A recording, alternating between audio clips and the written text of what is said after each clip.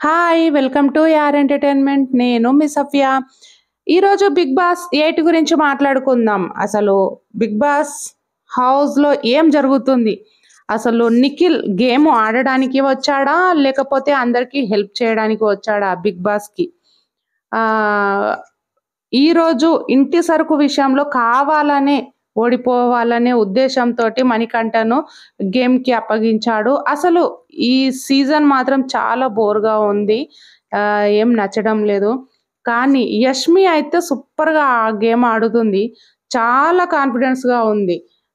సోనియా వల్ల నిఖిల్ ఓడిపోతున్నాడు అనుకుంటే, సోనియా గూడా నిఖిల్‌తో మాట్లాడడం లేదు. సోనియా, పృథ్వీ అయితే ఇద్దరు నిఖిల్ గురించే మాట్లాడుకుంటున్నారు. ఏమని అంటే, అసలు నిఖిల్‌కి ఏమైంది? గేమ్ ఎందుకు ఆడడం లేదు అని. నిజం చెప్పాలి అంటే మణికంఠ గూడా గేమ్ ఆడడానికి ట్రై చేద్దాం. నాకు ఆకలేస్తుంది. ఫుడ్ కోసమైనా దొంగతనం చేద్దాము. ఇది గూడా ఒక గేమే కదా! అని నిఖిల్‌ని అంటే, నేనైతే దొంగతనం చేసి ఫుడ్ తినను. నువ్వు చేసుకో దొంగతనం. నువ్వు తిను అని డైరెక్ట్ చెప్పేశాడు. కానీ 'బిగ్ బాస్ 8' విన్నర్ సోనియా అని గట్టిగా అనుకుంటుంది. ఫుల్‌గా ఫిక్స్ అయిపోయింది. ఈ టైటిల్ విన్నర్ నేనే అని. కానీ సోనియాకు అంత సీన్ లేదేమో అనిపిస్తుంది.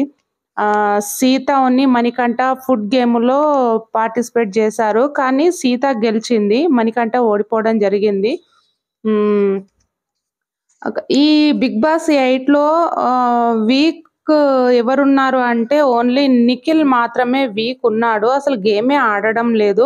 అసలు నిఖిల్‌కి ఏమైంది? అసలు ఫస్ట్ స్టార్టింగ్‌లో 'బిగ్ బాస్' విన్నర్ అయితే నిఖిలేమో అని అనుకున్నాము అని ఒకరికొకరు ముచ్చట్లు పెట్టుకోవడం జరుగుతుంది 'బిగ్ బాస్' హౌస్‌లో. ఎవరికీ నచ్చడం లేదు. నిఖిల్ గేమ్ అయితే ఎవ్వరికీ నచ్చడం లేదు.